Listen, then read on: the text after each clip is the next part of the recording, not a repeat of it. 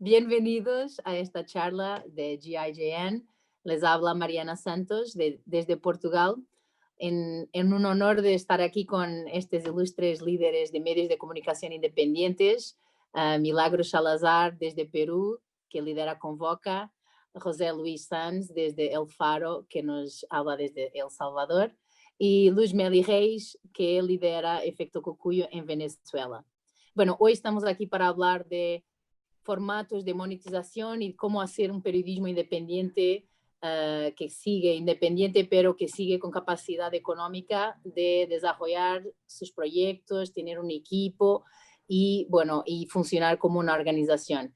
Entonces quería abrir esta conversación para entendernos mejor en vuestros tres medios de comunicación independientes, cuál es vuestro modelo de negocio y cómo lo plantean para que puedan ser sostenibles. Quizás empezó con Milagros, si nos quieres dar tu input. Hola, ¿cómo estás, Mariana? Muchas gracias. Muy contenta de estar con ustedes, con Luz Meli, con José Luis, contigo, por supuesto, Mariana, nos conocemos mucho tiempo. Y bueno, les hablo acá desde Perú, desde Lima. Yo dirijo Convoca.p, fundé Convoca.p, que es un medio digital de periodismo de investigación, hace más de 5 años. Y nuestro modelo de sostenibilidad es mixto. Y ha ido como todo en la vida, ha ido variando paulatinamente, pero digo mixto en este sentido. Nosotros postulamos a grants, a subvenciones en el mundo, fondos que financian el periodismo independiente, también proyectos de innovación en el periodismo, que eso es lo último que en lo que hemos estado trabajando, y también a fondos que buscan la sostenibilidad de medios digitales en América Latina, ¿no? Y en este contexto de la pandemia también ha habido oportunidades de poder postular a otros fondos que han aparecido precisamente de apoyo a la sostenibilidad de los medios emergentes, de los medios sobre todo en todo este mundo digital. Y de otro lado, generamos recursos propios también, de dos maneras. Tenemos una escuela de investigación periodística y de análisis de datos, la Escuela Convoca, y tenemos dos plataformas que son soluciones tecnológicas, son plataformas digitales. Una es para hacer análisis masivo de bases de datos, donde tenemos un modelo de membresía, es un modelo freemium, es decir, los usuarios pueden acceder de manera gratuita a la información, a bases de datos. Después tenemos un modelo que es pagado, digamos unas membresías pagadas, en donde tú ya puedes descargarte las bases de datos, acceder a otras funcionalidades de la plataforma. Y todos los reportajes que se generan con esta plataforma que se llama Deep Data, Convoca Deep Data, son de distribución gratuita. En realidad todos los contenidos de Convoca, en convoca.p, son de distribución gratuita, porque es la forma en que estamos apostando, digamos, para estar de manera cercana con la audiencia y servir mejor a la sociedad, ¿no? Desde Lima, desde el Perú.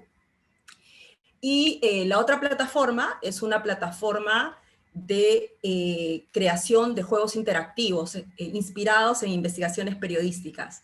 Es decir, también es un modelo freemium, tú puedes acceder de manera gratuita para crear tus propios juegos interactivos y puedes también tener más opciones para crear tus propios juegos y embeber tu juego interactivo en tu sitio web. Estas son dos soluciones tecnológicas ante dos problemas que solemos enfrentar los periodistas y los que dirigimos también medios de comunicación, que el contratar a programadores resulta altamente costoso, por ejemplo, o procesar y analizar bases de datos también es altamente costoso, y se requieren equipos multidisciplinarios, y no siempre tienes el equipo, digamos, con los perfiles que se requieren para tener ciertos productos, ciertos contenidos que en estos tiempos necesitamos generar, ¿no? Entonces, estas dos últimas plataformas son las que hemos ido creando precisamente en este contexto de la pandemia, y ha sido a partir de dos fondos que obtuvimos el año pasado, El primero es el Fondo Velocidad, que apoya a medios digitales. Fuimos uno de los 10 medios elegidos en el continente para crear una plataforma de este tipo. Y el otro es un fondo que dio Google para medios que están apostando por conectar de otra manera con sus audiencias y ser sostenible. El Faro entiendo que es uno de los medios también que obtuvo los fondos de este primer desafío de innovación que convocó Google. Entonces ahí hay varios aprendizajes. Con la pandemia, en medio de la crisis, se han presentado otras oportunidades también que más adelante me gustaría compartir, porque nos ha dejado muchas lecciones, ¿no?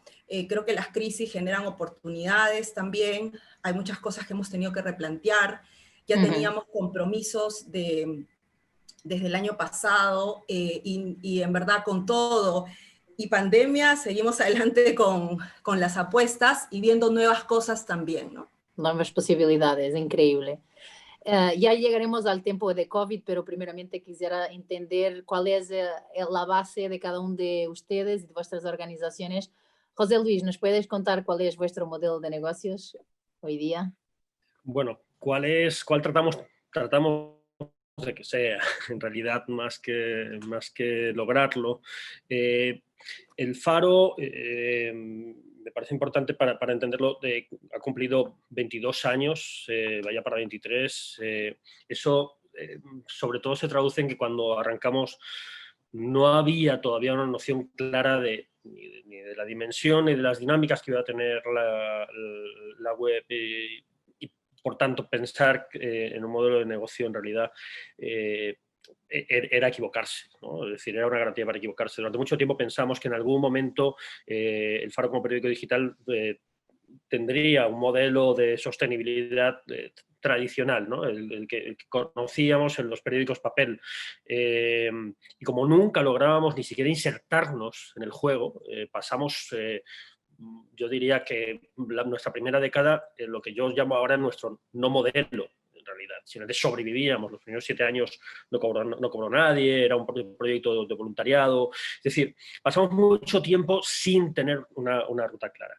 Cuando la formulamos, y ahora estamos trabajando todavía en ella, tuvimos claro que había que diversificar fuentes de ingreso, que no íbamos a encontrar un solo modelo, que no íbamos a encontrar una única fuente, y que aunque apostamos por la publicidad, y eso supone, o por lo menos suponía hasta el año pasado, alrededor de un 20% de nuestros ingresos, lo cierto es que nunca hemos logrado salir o reducir hasta donde quisiéramos la dependencia de grants o fondos de fundaciones. Entonces, en estos momentos, alrededor de un 60, siempre nos hemos movido, o estos últimos años nos hemos movido entre un 60-70% de nuestros ingresos vienen de grandes proyectos o proyectos de diferentes tamaños, unos más grandes, otros más pequeños, con fundaciones, fondos de cooperación. Alrededor de un 20, como decía, viene de publicidad. Organizamos, como sabéis, todos los años el Foro Centroamericano de Periodismo, que durante muchos años era una inversión a fondo perdido que hacíamos, ¿no? Lo organizábamos sacando dinero de otros proyectos, pero conseguimos que fuera sostenible y ahora que incluso nos dé un pequeño ingreso para sostener la redacción, aunque luego hablaremos de COVID. Evidentemente, la pandemia nos ha roto ese modelo totalmente, en el que teníamos muchas esperanzas puestas, y luego tenemos otros ingresos no despreciables, pero menores, que vienen de venta de contenido. Eso quiere decir regalías por libros, por nuestros documentales a lo largo de los años, o venta de materiales o alianzas a otros medios, a medios internacionales, o alianzas periodísticas, es un pequeño porcentaje. Y es un porcentaje pequeño también, pero muy importante, el apoyo de los lectores. Tenemos un sistema de membresía que crece lentamente en un país en el que no hay tradición ni de suscripción, ni de membresías, ni de donación o de filantropía, y que ahora mismo pues, supone que alrededor de 650 personas cada mes nos hacen un pequeño aporte. Empezó como un plan de crowdfunding, ahora ya es desde hace 3 años una comunidad de miembros, los excavadoras ciudadanas, y supone alrededor de un 4% de nuestros ingresos, pero sobre todo un respaldo enorme en términos de comunidad y en otros aspectos, ¿no? Y es un ingreso que además en un presupuesto como el nuestro, que es de alrededor de $900.000 al año, un 4% no es nada despreciable, ¿no? Y es un aporte importante. Ujú. Pero bueno, no es solamente el aporte financiero, pero todo el aporte emocional y que están creando en vuestro periodismo. Pienso que eso también es un aporte que los mantiene vivos, ¿no?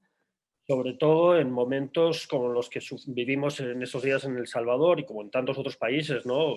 ¿Qué nos va a decir Luz Meli? Lógicamente, mucho más tiempo luchando y en condiciones mucho más complicadas que las nuestras, pero cuando te sientes presionado por el poder político o por otros poderes, esa comunidad es importantísima y es un motor, pero además es una protección real. Ujú. Y una pregunta solo para contextualizar. Dices que el Faro cumple ahora 22 años. Más o menos en qué año empezaste a tener las fundaciones dando plata, a tener esa traction, ¿no? Esa atracción de fondos que creando en vuestro periodismo. Los primeros ingresos muy pequeñitos fueron en 2004, es decir, cuando el periódico llevaba 6, 7 años. Pero en realidad el Faro empezó a tener una redacción estable, porque en aquel momento estábamos hablando de unos fondos para un proyecto específico, pero todos trabajando en otros lados y luego haciendo nuestro periódico, luego haciendo el Faro. Digamos que un modelo en el que ya tuviéramos una redacción estable y permanente o semipermanente, podríamos decir que fue como en 2008, es decir, como tardamos 10 años en tener una redacción estable. Buenísimo. Esto para contextualizar a aquellos que nos están mirando y que quieren empezar sus medios, para entendermos que no es de una logo que se logra, pero es una construcción. Bueno, y Luz Meli, tú tendrás también tu modelo de negocio que habrá cambiado un montón. ¿Puedes contarnos un poquito en relación a Efecto Cucuyo, porfa? Gracias. Buenos días, buenas tardes, buenas, en cualquier uso horario en el que estemos. De las cosas maravillosas de estos últimos días, de estos últimos meses de pandemia, está esta posibilidad de hacer estos encuentros no presenciales. Sí, nosotros empezamos hace 5 años, en enero del 2015, nace Efecto Cocuyo y empieza con un modelo de negocio basado no en membresía, porque en ese momento no se hablaba tanto de membresía, sino en participación de la comunidad. Y por eso es que nosotros, nuestro primer gran fondo de $27,000 más o menos, nos los dio la gente. O sea, sin haber tenido ningún producto, hicimos una campaña ofreciendo que queríamos hacer periodismo, queríamos seguir haciendo periodismo, pues y la gente respondió muchísimo. De los 2 primeros países donde hubo donaciones, Venezuela estuvo en el segundo lugar, pese a que había muchas restricciones en el manejo de las divisas, ¿no? Porque tuvimos que utilizar una plataforma externa. Y esto nos dio estos primeros fondos para empezar. Éramos 6 personas, todo muy chiquitito. También empezamos en la casa de alguien. Después nos prestaron un espacio del cual nos votaron porque hacíamos mucha bulla. Después, bueno, y ahora que estábamos buscando, que teníamos nuestro espacio propio, digamos, que solamente estábamos nosotros, pues tuvimos que mudarnos, pues porque ya no estamos en la redacción. De manera que creo que lo importante de los modelos es que tenemos que saber que somos líquidos, pues nos vamos moviendo también de acuerdo con ciertas condiciones externas. Nosotros nos basamos inicialmente en este apoyo de la comunidad. Luego eso nos hizo muy visible para organismos que estaban financiando el periodismo independiente, y entonces empezamos una serie de aplicaciones a grants internacionales y bueno, y afortunadamente hemos tenido muy buena respuesta allí, y ahora estamos en la etapa en la que estamos buscando financiamiento por algunos proyectos. Tenemos el financiamiento para que el core, el núcleo de nuestra redacción, que hay un núcleo fuerte, duro allí, y pues aliándonos internacionalmente con otras iniciativas para tener un poco más de ingresos. Y estamos trabajando en este momento, bueno, nuestro plan del año que viene va a ser desarrollar todo el tema de nuestro modelo de membresía, porque si bien lo hemos explorado y hemos estudiado, pues no estamos del todo convencidos de que los modelos que ya han sido incorporados, pues sea el de nosotros. Hay modelos brillantes, buenísimos, pero nosotros creemos que todavía hay mucho que explorar allí.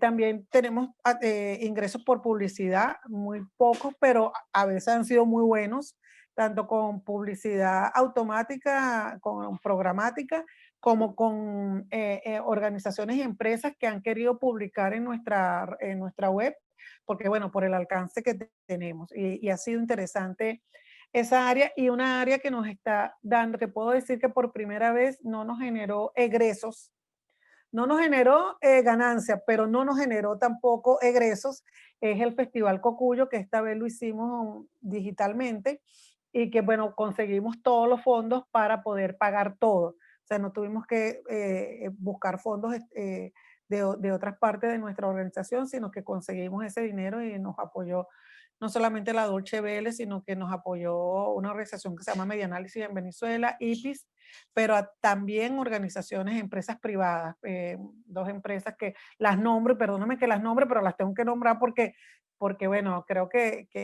cumplieron con parte de lo que son los cometidos, que es una empresa Polar, que es productora de alimentos, y una empresa con una campaña que se llama Saca el Pecho, que es una empresa ronera, pero tiene una campaña de responsabilidad social. Entonces, creo que ahí también hay una oportunidad de negocios, porque las empresas también están buscando medios creíbles, medios con credibilidad y medios con buena reputación. Entonces, creo que realmente siempre digo que el principal modelo de negocio del periodismo es hacer buen periodismo.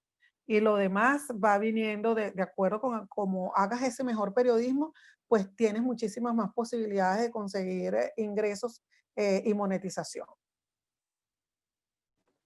Gracias, Luz Meli. Luz Meli, que es una de las lideresas del curso de Mujer, Poder y Medios en Chicas Poderosas, me pidieron también que comparta el modelo de negocios de Chicas Poderosas.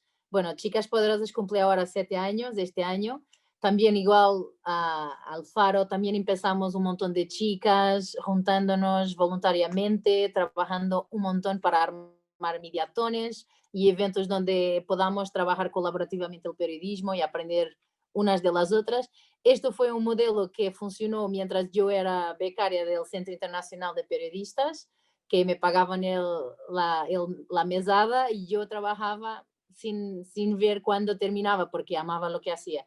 Una vez que después se intenta montar de un proyecto, se transforma en una organización, hay muchos más costos, hay mucho más trabajo que ya no se puede hacer solamente voluntariamente. Por lo menos fue lo que sentimos en Chicas, que es, tú no puedes pedir 10, 20 horas semanales a una mujer periodista y que le pides que trabaje gratis porque tiene de pagar sus cuentas, tiene que tener su trabajo. Entonces, por algunos años fue una cosa puramente pasional, pero después, como dice Luz Meli, queremos hacer las cosas bien hechas, queremos aumentar los estándares de la producción periodística y entonces hay que llamar profesionales y hay que tener plata para desarrollar los proyectos.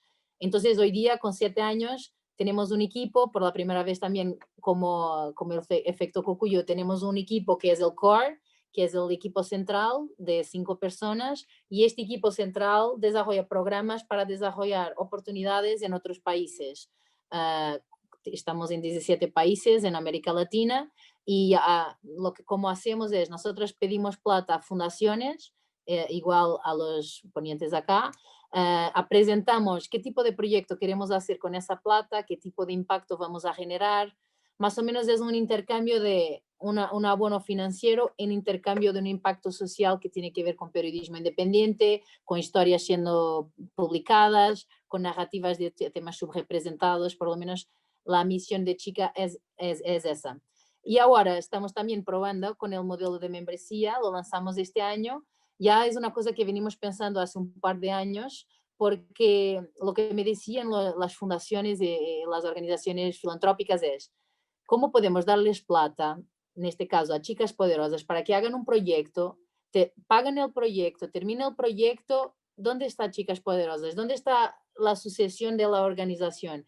Y eso fue un pensar distinto. Antes nosotros pensábamos solo en términos de proyectos. Queremos hacer proyectos, queremos armar mediatones, queremos armar investigaciones colaborativas de personas de varios países, pero no podemos solamente pagar el proyecto y después no tener nadie que haga las facturas, que haga los recibos, los contratos. Entonces, este año, con el apoyo de Google News también, nos permitió tener este equipo de 5 personas y empezar a ofrecer apoyo a las comunidades. Este año, con COVID, lo que pasó es que todos los eventos que teníamos en persona fueron cambiados a digital, como quizás con todas vuestras organizaciones, y la plata que teníamos para viajes podemos utilizarla a pagar personas para que se junten a la organización y que trabajen y bueno, y que produzcan.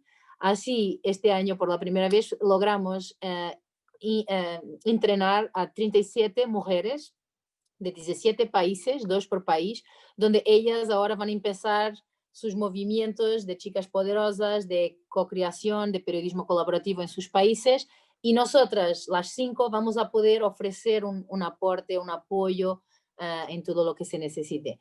Entonces, también nuestro modelo de negocios de chicas viene cambiando. Inicialmente era puramente una beca, después pasó a ser nosotras haciendo pitch a fundaciones, igual que los compañeros acá, y después ahora membresía para ver también qué necesita nuestra comunidad. No es solamente un modelo de sustentabilidad, pero es pensar, nosotros existimos para nuestra comunidad, ¿no? Y entonces entender y lograr escuchar qué necesita la comunidad nos permite hacer un mejor trabajo, sea en qué área sea, ¿no? Entonces esto también para nosotros es muy importante aproximarnos de la audiencia. Ahora, la próxima pregunta para todos era, con COVID, ahora que COVID se dio, muchas cosas cambiaron en el periodismo mundial y obviamente para el periodismo independiente, que siempre se está esforzando un montón para mantenerse vivo, la situación también habrá afectado de alguna forma. Entonces quisiera abrir para preguntarles cómo les afectó COVID, en términos de ingresos se cambió, en términos de suscripciones mantuvieron o bajaron o aumentaron. ¿Me pueden contar un poquito cómo fueron los últimos meses de la vida de vuestras organizaciones? Quizás ahora pueda empezar por Luz Meli. Creo que COVID nos está cambiando la vida en general y mucha gente no se da cuenta, pero yo creo que hay muchas oportunidades allí. Y en el caso nuestro, por ejemplo, bueno, por supuesto tuvimos que reorganizar toda la redacción, la forma de trabajo, hacer mucho más teletrabajo. Nos tuvimos que mudar porque íbamos a pagar un alquiler por un espacio que ya no estábamos usando a un espacio de donde nos habíamos independizado, es decir, como volvimos a la casa de los padres, pero bueno, eso no está mal, pues porque también hay espacio allí, ¿no? Entonces, el equipo trabaja en remoto y yo creo que eso es algo importante. Y creo que el ejemplo más interesante de cómo tomar ventaja de este reto que nos impone COVID, pues fue justamente esta celebración del Festival Cocuyo que lo hicimos durante jueves y viernes pasado, después de un gran trabajo y estuvo a cargo de una de nuestras directoras, Danisbel Gómez, y cómo pudimos, con la base de lo que habíamos hecho en otros años, pues reducir muchísimo los costos, pues porque ya no había costo de movilización, de viaje, de pago de infraestructura física, pero a la vez estar en un ambiente con una aplicación, una herramienta con la que trabajamos, que simulaba este ambiente de los espacios físicos, pues tenía un escenario, tenía una aplicación para networking, entonces todo fue como muy dinámico, más que fue transmitido en directo durante los 2 días y ya ese material quedó colgado en YouTube, entonces eso también nos ahorró una gran cantidad de gastos. También nos obligó bueno, a movernos porque empezaron a surgir esos fondos de los que había hablado Milagros y bueno, de repente tienes como que muchos fondos y poca capacidad de ejecución y los fondos empiezan a buscar a la gente que ya ha demostrado que tiene capacidad de ejecución. Entonces, también eso fue retador, sin embargo, logramos estar en una alianza con la gente de Salud con Lupa, que es una plataforma que está en Perú, pero que tiene ahora un alcance regional. Y entonces, bueno, contar lo que pasa en la pandemia desde Venezuela con una visión regional y también recibir materiales que publican en Salud con Lupa para republicar en Efecto Cocuyo. Eso nos da una mirada muchísimo más amplia de cómo, de lo que está pasando en la pandemia. Y finalmente, aunque puede sonar paradójico, este tiempo de confinamiento también nos ayudó a hacer muchas revisiones internas. Entonces, invertimos gran parte del tiempo evaluando nuestro modelo de negocio, sostuvimos reuniones y dedicamos meses a hacerlo semanalmente, a desarrollar 2 modelos de negocio.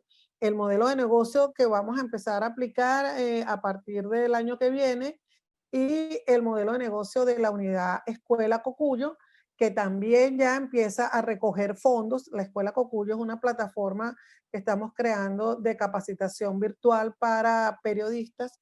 Lo hacíamos generalmente para periodistas muy jóvenes o recién egresados y después empezamos a ver que hay una brecha digital y entonces había necesidad de capacitar a periodistas que estuviesen mayor tiempo en el ejercicio, pero que esta migración a lo digital pues los tomó por sorpresa, digamos. Creo que todos esos cambios han sido positivos.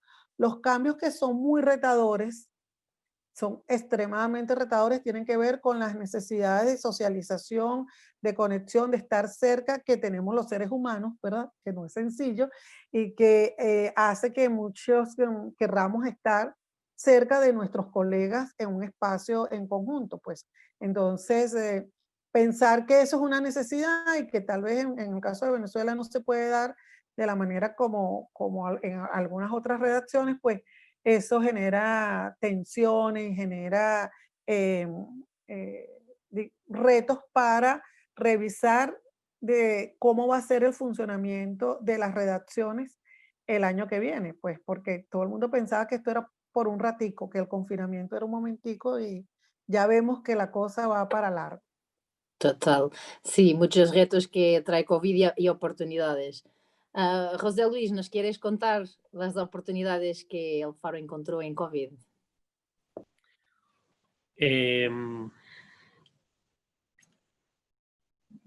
Es que trato de pensar primero las oportunidades y sobre todo lo que me viene a la mente son multitud de problemas, ¿no? Creo que relativamente superados, al menos en nuestro caso, o por lo menos creo que hemos ido adaptándonos, ¿no? Para hacer de este un año, quiero pensar que lo cerraremos como un año satisfactorio en términos de resultados, si no económicos, si al menos periodísticos, de construcción, de comunidad con los lectores y de estar a la altura de unas circunstancias dificilísimas, porque creo que en realidad, si pienso en oportunidades, la primera es la oportunidad de estar a la altura, de estar cuando te necesitan. O sea, parece una obviedad, pero normalmente lo sacamos, incluso cuando hablamos de modelos de negocio, parece que separamos demasiado el asunto de la razón central de nuestros medios, ¿no? Yo sé que ninguno lo separamos en el día a día, pero cuando lo explicamos a veces como que nos vamos por una simplificación, y lo cierto es que creo que la primera oportunidad es la oportunidad de demostrar a tu comunidad, a tus lectores, a la sociedad, para qué estás acá. Lo cual nos lleva en realidad a una de las grandes paradojas de la sostenibilidad de medios como los nuestros, y es frente a una situación como esta, en la que yo recuerdo en marzo, cuando empezó el confinamiento acá, yo agarré con el equipo más cercano el presupuesto que habíamos hecho para el año, que era muy optimista, porque además iba a ser un año en el que íbamos a hacer apuestas muy importantes. Después de muchos años habíamos conseguido formular un plan de negocio que hiciera que el MDIF, el Media Development Investment Fund, decidiera que iba a apostar por el Faro. Íbamos a poner en marcha una productora de eventos y de formación. O sea, íbamos a lanzarnos a un modelo, a un proyecto de negocio dentro del Faro con el afán de que sostuviera el periódico en el futuro. Bueno, evidentemente todo eso explotó por los aires, ¿no? Entonces el presupuesto que teníamos para este año y para los próximos tuvimos que rehacerlo rápidamente. Yo recuerdo que entre marzo, abril y mayo hice como 5 versiones distintas del presupuesto. ¿no? A medida que ibas consiguiendo algunos fondos de emergencia, entonces decías, bueno, entonces esto sí lo podemos mantener. Pero claro, la primera disyuntiva es, ¿recortas o no recortas? ¿No? ¿Qué es lo que hacen las empresas más grandes, los medios más grandes? Yo, lógicamente, por mi nacionalidad o por mi nacimiento, pues tengo mucho contacto y sigo muy de cerca lo que pasa en el periodismo español, ¿no? Yo veía cómo los grandes medios españoles y después los estadounidenses iban recortando en algunos casos, ¿no? Recortando personal, recortando salarios. Yo decía, yo no puedo hacer eso, ¿no? Porque ahora es cuando se nos triplica el trabajo, tenemos que estar a la altura, tenemos que fiscalizar más fiscalizar los fondos de emergencia, estar con la gente y con las narrativas que los medios tradicionales no cuentan de cómo la COVID impacta en ciertas poblaciones, normalmente que no entran en el perfil de clase media urbana del que habla todo el mundo, etcétera, etcétera, etcétera, ¿no? Entonces, en ese momento, digamos que todos creo que lo experimentamos, se dispararon nuestras cifras de lectura. El equipo hizo un trabajo extraordinario que yo creo que ahora nos está pasando factura, ¿no? Estamos llegando todos al final del año agotados, yo creo que nos pasan todas las redacciones, ¿no? Emocionalmente y físicamente. Está siendo un año muy complicado, pero la gran oportunidad fue demostrarle a la gente que estábamos ahí. Y eso, cuando se radicaliza además el discurso político del actual presidente de El Salvador y empieza a atacarnos radicalmente, sobre todo desde el mes de julio, más todavía, ¿no? La gran oportunidad ha sido y sigue siendo demostrarle a la gente por qué somos necesarios nosotros y otros medios en el país. Fuera de eso, en realidad, todavía estamos en un contexto como de zafarrancho de combate y eso nos hace un poco difícil hacer balance de qué estamos aprendiendo como equipo, ¿no? Desde luego, creo que las dinámicas de trabajo que estamos desarrollando todos, ¿no? A distancia. Hay gente a la que me reuní con ellos hace un par de semanas con un pequeño grupo. Hacía 6 meses o 7 meses que no veía a mi equipo. O sea, es muy radical en realidad tomar conciencia de ello, ¿no? Claro, te ves todos los días en una pantalla, pero en realidad no coexistes, las conversaciones no son tan espontáneas y eso es una limitación. También te genera otros modelos de trabajo que yo creo que todos tenemos que valorar, sobre todo en la medida que nos permita ser más efectivos, reducir algunos gastos o incluso estar geográficamente más dispersos. El Faro trata de ser un proyecto regional, nunca lo logramos, pero siempre tenemos ese intento, estamos constantemente tratando de ser centroamericanos y lógicamente yo creo que de este año tenemos que aprender cosas porque la posibilidad de estar en la región se abre después de esta experiencia dramática, ¿no? de tener que trabajar en distancia. Pero luego, si hablamos lógicamente también no quiero obviarlo, de desafíos, lo primero es el equipo. O sea, lo más difícil ha sido, aunque digamos, aunque sea difícil todavía sacar conclusiones, mantener al equipo mes tras mes, semana tras semana, en ese fino equilibrio entre lo personal, porque esto personalmente, incluso en un país como El Salvador, que no ha sufrido el embate de la COVID de una manera tan brutal como otros, ¿no? No quiero pensar en países donde ha habido muchísimas más muertes, muchísimos más contagios, o si llegara a pasar acá. Pero a todos nos afecta esta situación, cómo mantener el clima de equipo, cómo hacer que el equipo, a mí me parece que es la clave de cualquier modelo de negocio, a veces no lo decimos, se mantenga trabajando, se mantenga con una visión clara y sostenibilidad también es sostener tu equipo, no es solo sostener algo abstracto. Claro. Es sostener tu equipo, ¿no? Y yo eso además, y aprovecho para decirlo acá y con esto paro, es algo que he hablado mucho con colegas de la región, ¿no? Sobre todo para los medios que llevamos más tiempo, el gran desafío es mantener un equipo estable.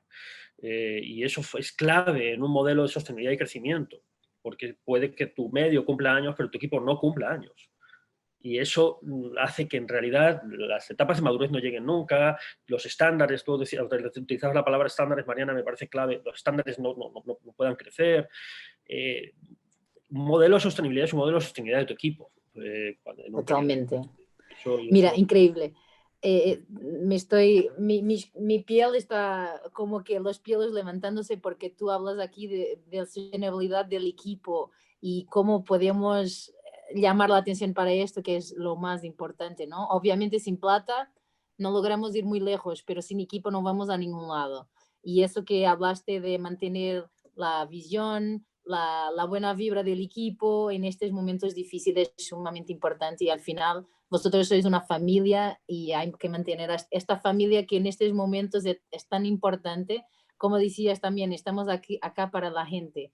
O sea, en los momentos más difíciles, donde la democracia se está destabilizando, el rol del periodista, el papel importante del periodismo dentro de un país nunca fue tan importante, ¿no? Y aún más en estos momentos políticos donde hay una confusión generalizada en los lectores, que es fake news, que no es fake news. O sea, yo pienso que más que nunca lo periodismo hay tenido que mantenerse fuerte a pesar de todo que está pasando, ¿no? Y cuando tú hablas de familia y de esa preocupación que tienes con tu equipo, si hay que abrir el equipo, dejar a alguien salir, eso es muy humano, ¿no? Y es muy humano de dentro de una familia poder servir a una población. Entonces pienso que bueno que alguien aquí decía en los mensajes que hay que tener mucha pasión para ser periodista y para llevar eso adelante. Y pienso que acá tenemos 3 ejemplares de que llevan sus vidas, 4 también yo, gracias, que llevamos nuestras vidas intentando llevar nuestra misión adelante. Milagros, ¿nos puedes contar cómo Convoca se ganó algunas oportunidades y perdió otras con COVID? Sí, a ver, algunas ideas para compartirles. La declaratoria del estado de emergencia en Perú comenzó como en la quincena de marzo, y eso, bueno, cambió todo. Nosotros ya habíamos decidido desde inicios de marzo de trabajar a distancia, de manera remota, cada quien en casa. Yo estaba fuera del país, estaba cubriendo el caso Lavallato, las diligencias de los interrogatorios a directivos de Odebrecht, estaba en Curitiba, y se cerraron las fronteras y no podía regresar al Perú. Entonces me tocó, digamos, tener que dirigir al equipo desde Brasil en los primeros días, y luego acompañar a la par a varios peruanos, a cientos de peruanos que se habían quedado varados en Brasil. A partir de eso, vi una oportunidad también partió la pregunta: ¿cuántos otros peruanos se han quedado varados en el mundo con todo este cambio?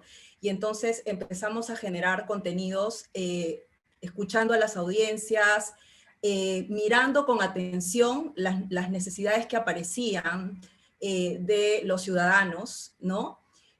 Documentando, registrando, ¿no? Eso me sacó de plano de algo que es la impotencia frente a algo, ¿no? Si no te enfocas en ser parte de la solución. Entonces, digamos, esa circunstancia de no poder regresar a Lima para estar al lado de tu equipo, decían, ok, toca trabajar desde acá y salir pues a reportear, generar otro tipo de contenidos, dar cuenta de lo que está pasando, ¿no? Y en un momento había una parte que tenía que ver con periodismo, y otra parte simplemente era la generosidad y la solidaridad de estar cada vez más cerca de estas personas que estaban en una situación difícil, ¿no? Y luego, ya regresando al país, todo este tema del sistema de salud precario, ¿no?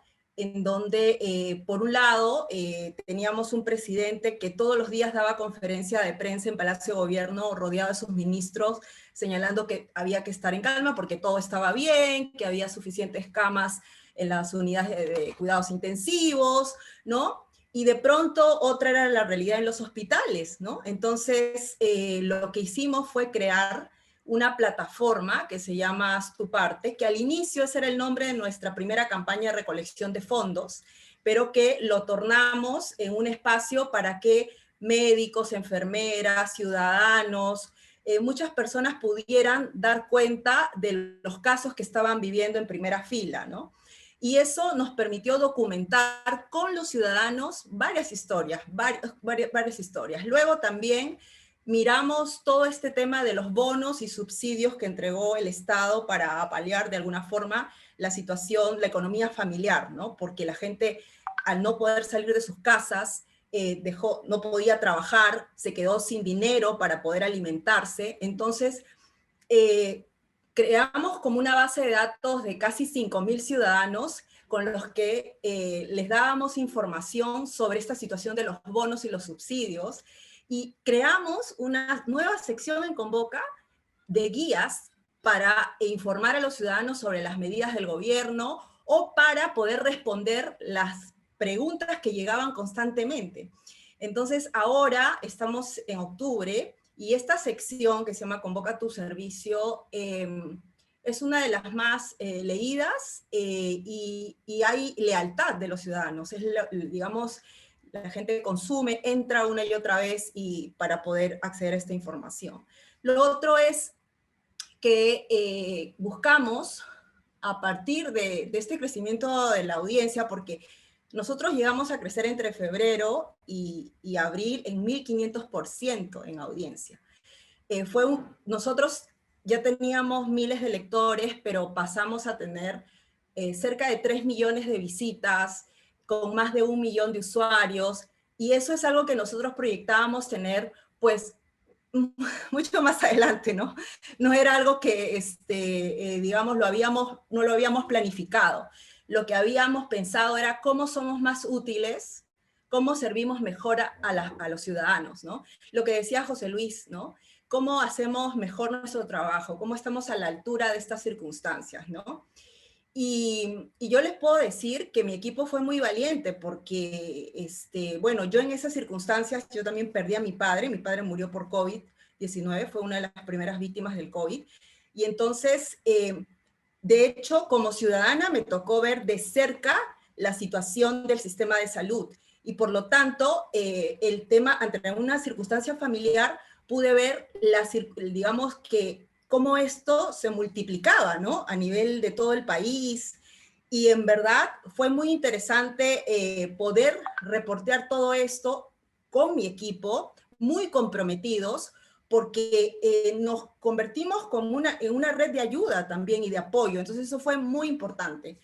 Y uno podría decir, oye, ante una circunstancia así, el equipo pues tienes dos opciones, o te quedas, digamos, parada, o lo que haces, encuentras en ello un motor para poder hacer otras cosas, y eso creo que fue muy importante, y que el equipo te acompañe en eso, ¿no? Es como decir, vamos, si Milagros está en esta circunstancia y está adelante, pues ¿cómo hago yo, no? ¿Cómo hacemos nosotros? Tenemos que seguir hacia adelante y vamos hacia adelante, y eso fue, creo que yo a la vez, sentirme sostenida por ellos.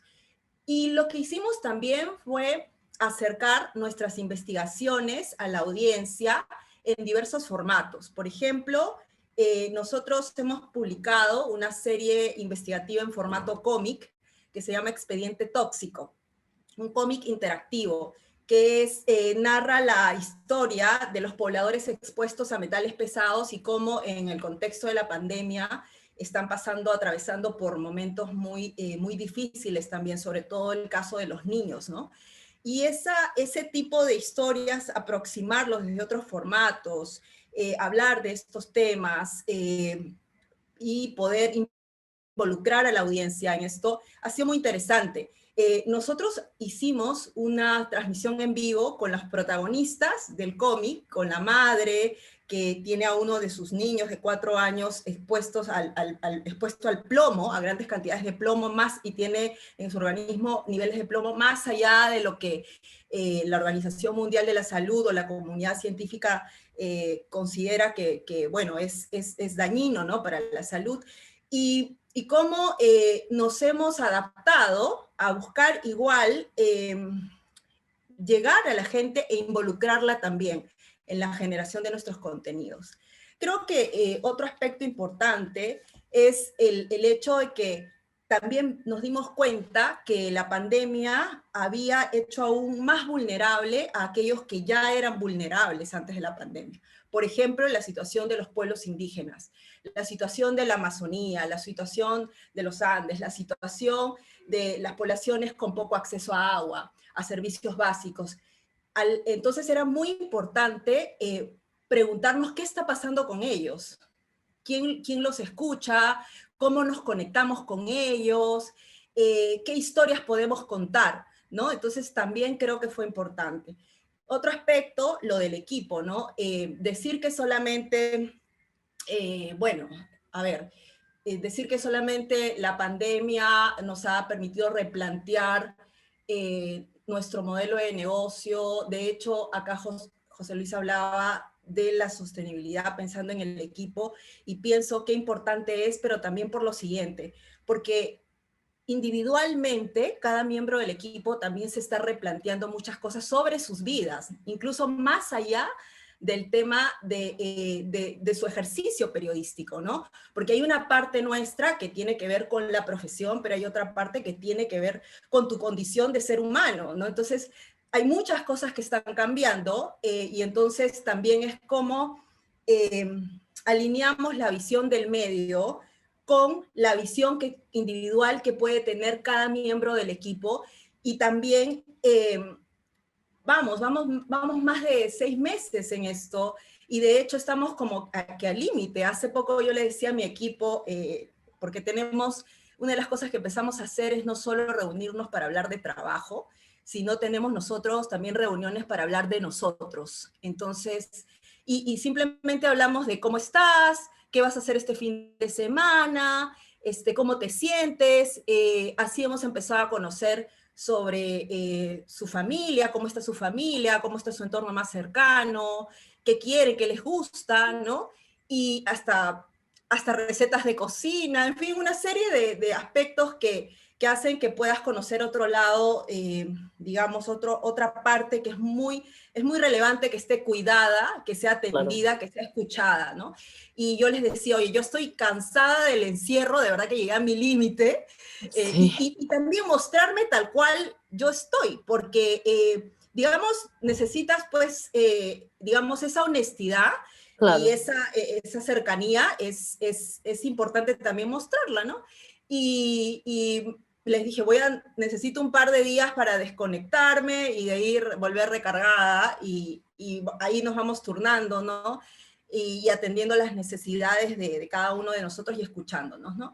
Y creo que el equipo es muy importante, las conversaciones como líderes, creo que, y eso lo hablábamos con algunos de ustedes, hablar sobre cómo estamos más allá de lo que hiciste o no hiciste, si entregaste el reportaje o cómo va. Creo que eso es muy importante, porque tenemos poco espacio para la escucha, y creo que necesitamos generarlo de manera mucho más presente en este tiempo.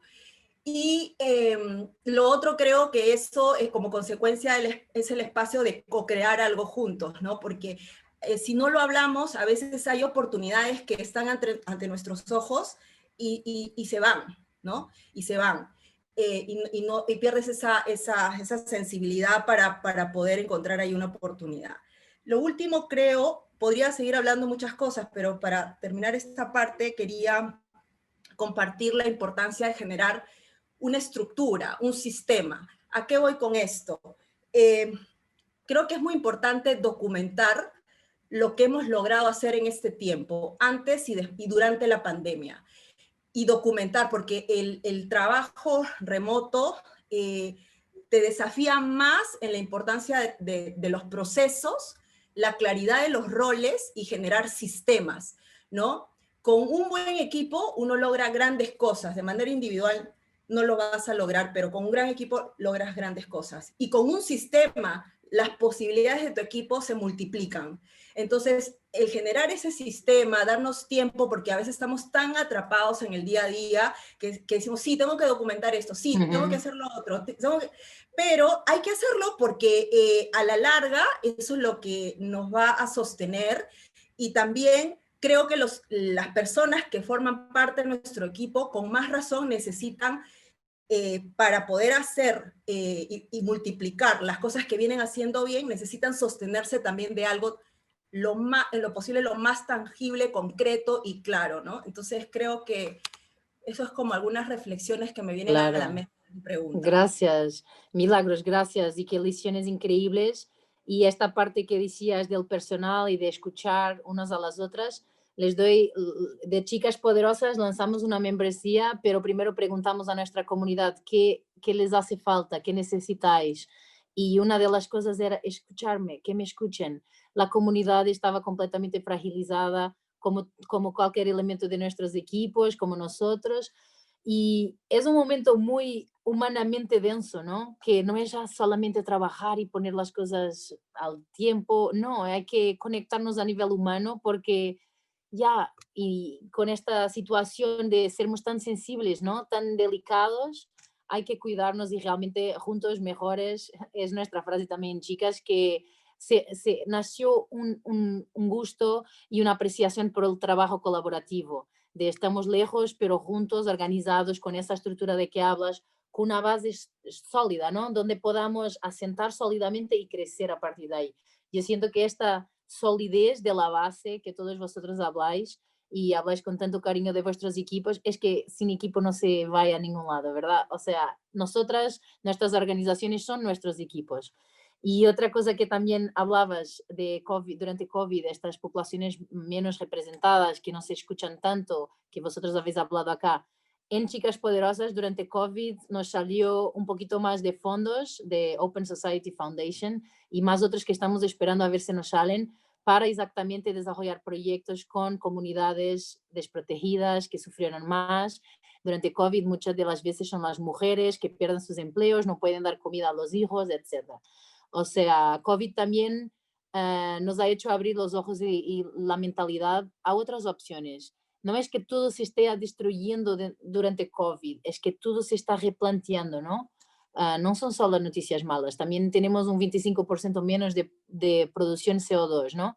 Entonces yo pienso que este COVID es una forma de, vamos a parar un poco, vamos a mirar cómo nos organizamos, cómo nos documentamos, cuál es nuestra estructura y cómo vamos de aquí hacia adelante. Entonces la última pregunta que tenía para todos vosotros, empezando por José Luis ahora, es cómo se plantean para el futuro. Un futuro, imagínense que va a acontecer algo que no sabemos qué, cómo las lecciones de COVID y estas lecciones de este año les han enseñado a prepararse mejor para un futuro.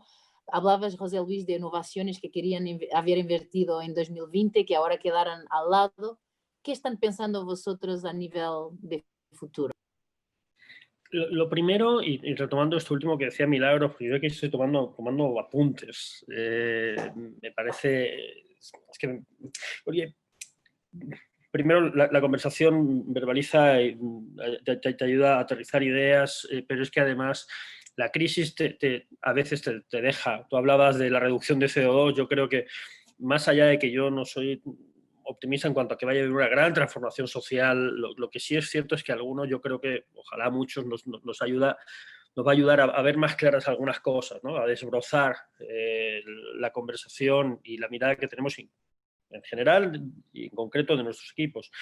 Creo que una de las grandes enseñanzas de este año, y lo decía Milagros cuando hablaba de la necesidad de procesos, de claridad, ¿no? En medio de la incertidumbre, te planteas ese dilema, necesitas mantener la mística, pero necesitas alguna certeza. Y yo creo que esto nos recuerda la importancia en los equipos de figuras normalmente de las que se habla muy poco, muy invisibilizadas y además sobre las que normalmente encuentran pocos espacios para hablar, y son las jefaturas intermedias sobre todo, y los editores. Es decir, la importancia de la edición, de la figura del editor o editora, siempre ha sido clave, siempre ha estado invisibilizada, pero en estos procesos a distancia, en estos momentos de incertidumbre, los liderazgos intermedios en nuestras organizaciones son clave. A mí me parece que es el tronco en el que tienden a romperse, ¿no? las organizaciones y las dinámicas. Sobre todo cuando tienes una organización que ya no es tan pequeña, ¿no? Nosotros en el Faro somos 35 personas. O sea, como imagináis, eso es un caos constante. Tratando de organizarnos, ¿no? Y tratando de llegar a esos procesos de los que hablaba Milagro. Pero una de las cosas muy claras, y es el gran desafío, yo creo que es tratar de consolidar liderazgos de futuro, ¿no? Y liderazgos intermedios, ¿no? Y claridad, dar más claridad que nunca al equipo acerca de hacia dónde va el periódico y acerca de cómo nos entendemos. De nuevo, con una paradoja, y es El Faro, yo siempre he dicho que, como otros proyectos, tú hablabas, Mariana, de cuando empezó Chicas Poderosas, ¿no? Naces porque no te atas al futuro, naces porque no estás evaluando si hay o no futuro. Naces en un presente, ¿no? Y viviendo un presente. Y muchos de nuestros proyectos se han construido pensando y viviendo el presente, lo cual creo que es muy valioso. Porque yo he llegado a decir alguna vez que la sobrevivencia de los medios está sobrevalorada, ¿no? Un poco frase provocadora, porque si te obsesionas con sostener el medio para dentro de 3 o 5 años, puedes perder la perspectiva, y lo relaciono con algunas de las preguntas que hacen los participantes en los chats internos de ese webinar. Puedes sacrificar independencia pensando que luego la vas a recuperar. No, perdón, eso no funciona así. Exacto. Puedes desviarte de tu rumbo, de cuál crees que es el papel de tu medio, y empezar a hacer otras cosas porque crees que eso te va a hacer sostenible, y cuando seas mayor, entonces harás lo que querías hacer. No, eso no funciona así. La vida no funciona así. O haces ahora aquello en lo que crees, o no hay mañana. Entonces, yo solía decir que prefería que el Faro desapareciera dentro de 1 año o de 2 años a que sacrificara hoy o el año pasado lo que creía que debía aportar. Y me parece que eso, como provocación, es válida. Creo que en estos momentos pensar en estabilidad también tiene sentido, tiene mucho sentido. Yo creo que nos enfrentamos a desafíos que no van a terminar mañana. Claro. Estamos en una ola antidemocrática tremenda en buena parte de la región, por no decir del mundo, y si creemos realmente lo que decíamos antes, de que somos más necesarios que nunca, tenemos que tener más compromiso que nunca con estar ahí, porque somos necesarios, ¿no? No estamos hablando de proyectos que nacemos en procesos democráticos que están dando sus primeros o segundos pasos. No. En estos momentos creo que somos más importantes que nunca, y paradójicamente creo que ahora más que nunca tenemos que estar comprometidos con estar y con consolidarnos. Entonces, de nuevo, la paradoja es que en estos momentos es cuando más sólidos tenemos que ser. Claro. Y esa yo creo que es una de las grandes enseñanzas de COVID, y yo siempre relaciono COVID en El Salvador también con el auge autoritario que estamos viviendo. Más que nunca tenemos que estar, porque eso es una batalla de largo plazo. Independientemente de que tenemos que estar. Claro, o sea, entonces si tenemos que ser más pequeños, estaremos más pequeños, pero estaremos. Y la gente, y que yo quiero que nuestros lectores, y en el Faro estamos tratando de que nuestros lectores sepan que estaremos, y que nuestro equipo sepa que estaremos. Cuenten con nosotros. Y entonces esa exigencia es mayor que nunca, porque creo que vamos a enfrentar un suelo más árido, y entonces la posibilidad de que germinen nuevos proyectos va a ser más complicada, y eso nos da una responsabilidad extra, y creo que tenemos que aprovechar todo lo que hayamos construido, ¿no? O todo lo que haya, la generación espontánea que hayamos logrado, el caos creativo que hayamos disfrutado estos años, hay que consolidarlo. Estamos en un momento en el Faro, pero creo que en general en la región, de consolidación, porque los desafíos tampoco se van a lograr con medios frágiles. Claro. No los vamos a quitar con medios frágiles. Luzmeli, ¿cómo será el futuro para vosotros?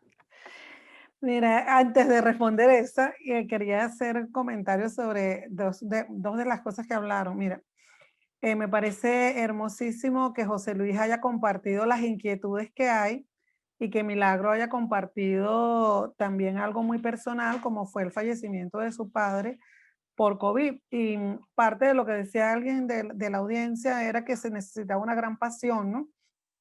Pues yo les digo que vean, cada uno pasa por ciertos procesos. Los periodistas que nos decimos serios tratamos de no exponer nuestros propios procesos, porque sabemos que tenemos un trabajo, pues como lo tiene un médico, como lo tiene un bombero, pero también me decía alguien estos días que pensaba que los periodistas no sentíamos, ¿no? Por algo que yo había escrito, y digo, no, sí sentimos y sí padecemos, y sí vivimos circunstancias adversas, y en esas circunstancias pues nos sostenemos. Entonces lo que le diría a la audiencia es que imagínense estar trabajando bajo la presión de un gobierno, pongo el ejemplo del caso del Faro, en una situación de pandemia. Imagínense estar trabajando en una situación en la que se te muere la persona que tal vez es la más importante de tu vida, además con la gran injusticia de que eso también le pasa a mucha gente, y todavía tienes que seguir trabajando. Y yo ponía un ejemplo también de lo que hemos aprendido. En esta pandemia yo he estado en 3 países. O sea, me agarró en Brasil, tuve que después esperar en Brasil para ver si podía volver a mi país. No he podido volver a mi país, tuve que viajar a México. Viajé a México y después me vine a Estados Unidos ahora a cubrir las elecciones y tampoco sabemos cuándo vamos a volver a Venezuela, pues porque, bueno, porque la vida es así, pues, y no nos vamos a complicar con eso. Pero hay gente que se ha vuelto a sus países y esos son los migrantes. Y hay gente que sigue saliendo de sus países. Entonces, una de las reflexiones que comentaba en otro grupo era que los migrantes nos están también dando lecciones a los periodistas, porque si bien en algunos casos, en muchas redacciones hay este confinamiento, hay toda esta situación, pues estas personas siguen moviéndose a veces en condiciones de verdad muy vulnerables. Un poco también lo que decía Milagro sobre los grupos que menos se veían, ¿no? Los indígenas, caso de mujeres, pues en el caso de los migrantes también es así y ellos siguen moviéndose pese a que hay fronteras cerradas entre nuestros países. Casos típicos de lo que ha pasado de migrantes venezolanos, que ustedes saben que hay una migración muy fuerte de venezolanos, la segunda población desplazada en el mundo después de la Siria, y sin embargo, durante estos últimos meses mucha gente decidió volver, más de 120.000, 130.000 personas decidieron volver por tierra, por fronteras cerradas, y se encontraron con embudos para ingresar al país. Entonces, sin embargo, lo hicieron. Y lo hicieron porque, yo siempre digo, porque bueno, están buscando una vida mejor y tal vez en el país donde estaba tanta inestabilidad y vulnerabilidad no les daba esa posibilidad, y otros están volviendo a salir, es decir, llegaron y ahora se están moviendo. Entonces, creo que eso nos da también a los periodistas varias lecciones. Y sobre los equipos, es claro, sin equipo no llegamos a ningún lado. Nosotros lo que estamos aquí somos las caras visibles, es decir, como las vocerías de lo que hacen esos equipos.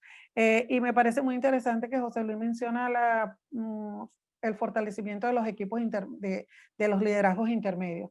Eso es fundamental. Nosotros estuvimos trabajando durante desde marzo hasta junio, julio, en el diseño de un modelo de organización interna que nos permita eso, porque como empezamos tan chiquitos, pues hemos ido creciendo y ya tenemos muchos cargos de editores. Creo que eso es importante. Y lo que veo del futuro, Mariana, disculpen si me tomé esto, es que, mira, esta pandemia si algo hizo fue decirnos que si bien hay brechas y brechas bien importantes entre quienes tienen recursos y quienes no tienen recursos para enfrentar la pandemia, pues el que tiene recursos seguramente se fue a una casa en la playa, se fue a hacer otras cosas, se mantuvo en su casa, compró mejores equipos, hizo su home office bien chévere, y quienes no lo tienen, pues en nuestras comunidades tuvieron que salir a la calle a ganarse el pan de cada día como siempre se lo han ganado y exponerse a la falta de atención médica. Creo que la pandemia lo que ha hecho es decirnos que todos somos vulnerables de una u otra manera, y en esa igualdad de la vulnerabilidad, pues también nos da la oportunidad de hablar de un tema que a la gente le cuesta mucho hablar en términos organizacionales, pero creo que podemos evolucionar hacia allá, que tiene que ver con la compasión, ¿no? Con la compasión hacia nosotros mismos y hacia los otros. Mire, todos de una u otra manera estamos lidiando con cada uno de los retos que significa esta pandemia. Desde la fragilidad de quien siente que se puede enfermar y tiene un ataque de pánico, porque lo hemos visto, hasta la otra persona que se siente bien estando en su casa sin estar en contacto físico con otras personas. O sea, hay variedad allí. Y no podemos juzgar la forma como cada cual está asumiendo la pandemia. Y ahí vuelvo a eso que tú sintetizaste, que es, si nos escuchamos todos, no importa que estés arriba, no importa que estés en el centro, no importa que estés de lado, si nos escuchamos podemos desarrollar mecanismos más compasivos de desempeño en esta situación. ¿Y por qué hablo de desempeño? Porque sí, evidentemente, pese a todo, tenemos que seguir generando los recursos para poder sostenernos. Claro. Y en términos de certeza, lo primero que le dijimos al equipo de nosotros vamos a estar aquí con ustedes. y ustedes van a tener garantizado, así lo dijimos y fue una responsabilidad lo que hicimos, y ustedes van a tener garantizado sus puestos de trabajo, porque nos parecía muy importante que ellos lo supieran y empezar a escuchar incluso demandas de flujo de trabajo, empezar a escuchar muchísimo más y ver cómo podíamos hacer para aligerar en algo las cargas que cada quien tiene. ¿Cómo lo pudimos hacer? Bueno, buscando más fondos, haciendo ahorros, también los muchachos y todos hicimos un sacrificio en Venezuela hay hiperinflación, entonces bueno, todo se encarece cada día, cada mes, entonces un poco el sacrificio de todo fue mantener unos sueldos estables para también mantener la estabilidad laboral, y así hemos estado, y ahora lo que creo que el reto más grande que nos puede tocar es uno, cómo hacer periodismo en situaciones en donde hay que tomar medidas de seguridad física, pero no podemos hacer solo periodismo dron, de ver por encima lo que está pasando. Dos, cómo nos organizamos en las redacciones. La gente habla de fragmentación, a mí me gusta hablar de las redacciones móviles, es decir, las redacciones líquidas, pues la capacidad que podemos tener de estar juntos en un momento y tal vez en otro no, pero estamos cerca en términos de relación, creo que eso es importante. Y en tercer lugar, pues no perder nunca de vista de que independientemente de que sufrimos y pasamos también los retos de COVID, cada quien ha vivido esto a su manera, pues hay una comunidad a la que servimos. Y a esa comunidad no solamente nos debemos, como decía José Luis, sino que también tenemos que generar la sostenibilidad suficiente para poder sostener la promesa de que vamos a estar aquí. Entonces creo que con eso concluye esta parte. Buenísimo. Bueno, vamos a estar aquí todos. Bueno, Milagros, ¿puedes darnos tu visión para el futuro que viene? Gracias, Luzmeli. Gracias. De verdad que uno acá comparte lo que va, digamos, aprendiendo y uno los escucha. Yo los escucho a ustedes con mucho entusiasmo y cariño, respeto y admiración. José Luis, Luzmeli, Mariana, me llevo varios apuntes. A ver, quizás algunas cosas.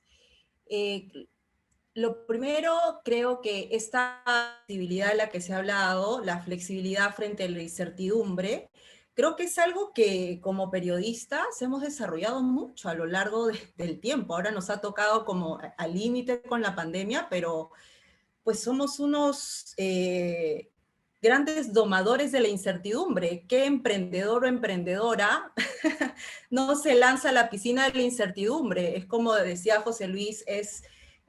con tu presente vas hacia adelante y no sabes qué hay hacia adelante, qué hay al día siguiente, pero ahí estás, ¿no? Entonces, esa flexibilidad es un gran poder que hay detrás y que hay que apreciar, ¿no? Claro, ahora esa flexibilidad hay que darle estructura, ¿no? Hay que darle sistema, hay que darle proceso, ¿no? Entonces, lo segundo es que estamos viendo en Convoca hacer una revisión, una nueva revisión, lo hicimos el año pasado, pero luego en este contexto y en estos meses es como volver a mirar qué es lo que funciona para consolidarlo y qué es aquello que debemos descartar y cerrar ciclos, porque hay ciclos que se necesitan cerrar y cerrarlos bien, con el respeto, con el agradecimiento, con todo lo que significó en su momento, ¿no? José Luis hablaba, a los 10 primeros años habían cosas que bueno, no teníamos un no modelo, decía él, ¿no? Pero incluso en ese camino de esos 10 años, tuvo que existir para que vengan los siguientes 12 años. Entonces, eso, y eso tiene que ver con lo tercero, que es mirar el camino recorrido para ahí también sacar grandes lecciones hacia adelante, ¿no? Mirar también, mirar a nuestra red de ayuda, a nuestros aliados, estar más cercanos también los emprendedores y emprendedoras para conversar sobre la gestión de equipos, sobre algunas cosas que nos han funcionado, sobre algunas cosas que quizás no nos han funcionado tan bien, porque a veces pasa que como líderes pensamos que tenemos que cargar en la mochila solos muchas cosas. Siempre se ha dicho que la labor del líder es como muy solitario, ¿no?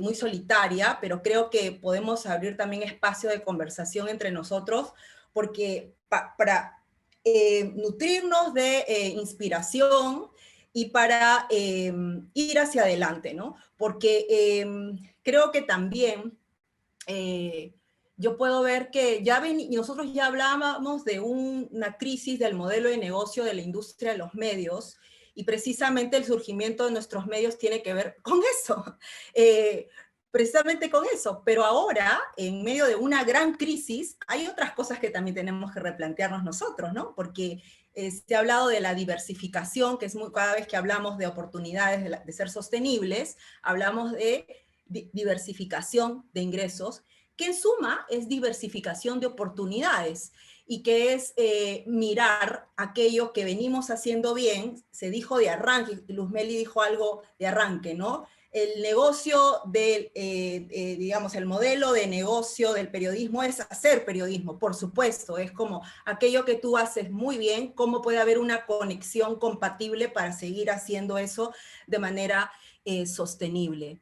Y creo que también esto me permite tener conversaciones claras. Creo que lo que viene también es tener conversaciones claras. Creo que hay que sostener la promesa, como ya se ha dicho acá.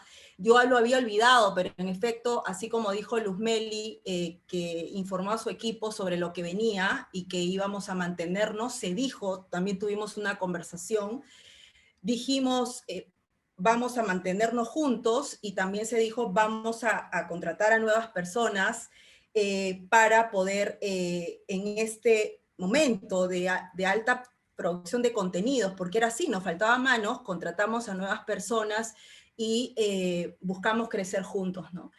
Lo otro es el tema de liderazgo.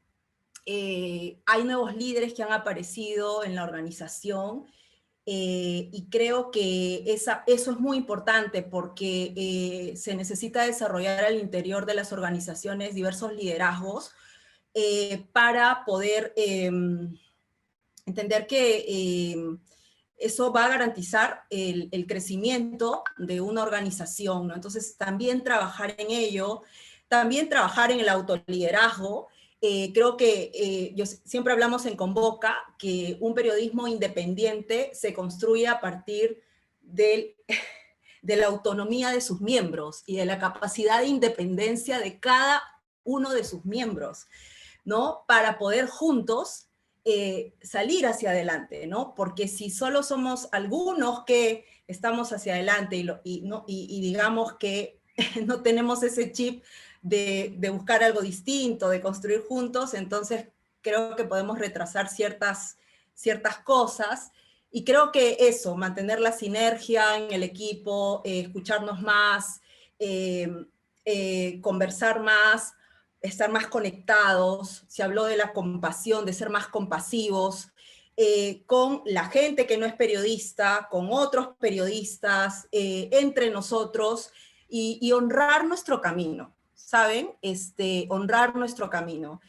Yo les agradezco un montón esta oportunidad, y aquí creo que vamos a las preguntas que vienen de la audiencia precisamente. Gracias. Eso mismo, gracias Milagros. Ahora Andrea nos va a compartir las preguntas del público. Muchísimas gracias, Mariana, José Luis, Luzmeli, Milagros, y también a todas las personas que nos han enviado preguntas.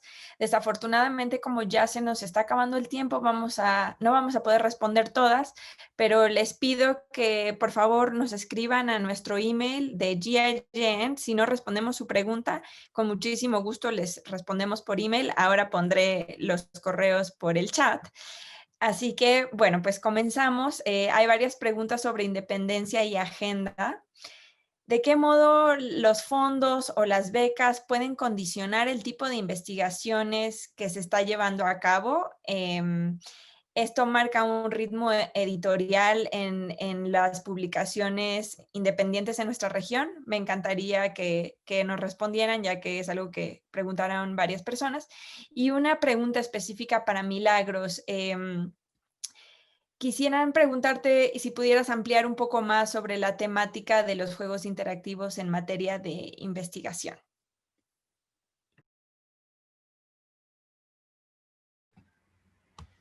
¿Quién comienza? Bueno, Si quieren, empieza tú, comienzo. Milagros. Ah, ok. Dale.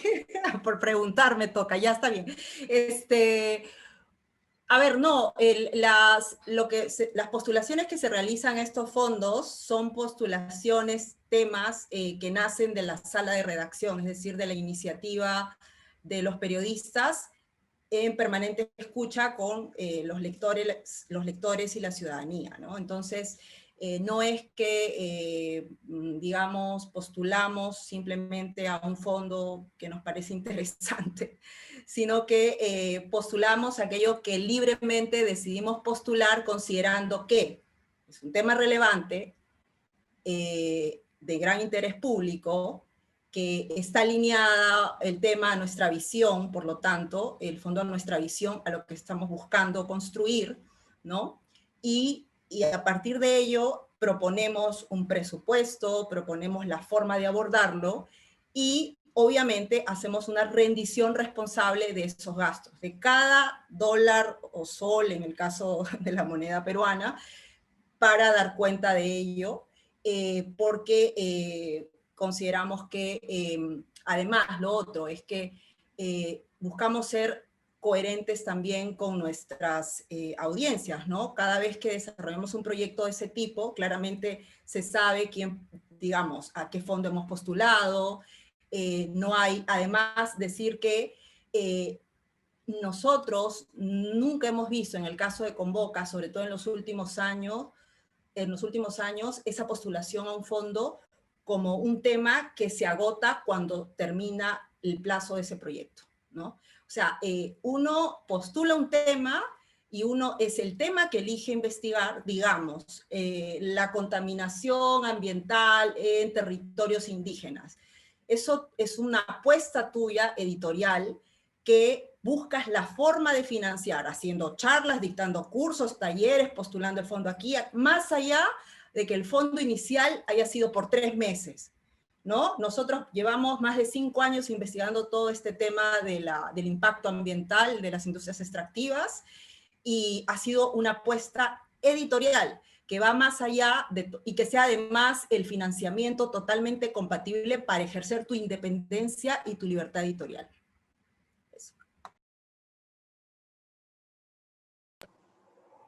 Luzmeli, ¿quieres contestar a las preguntas de Andrea?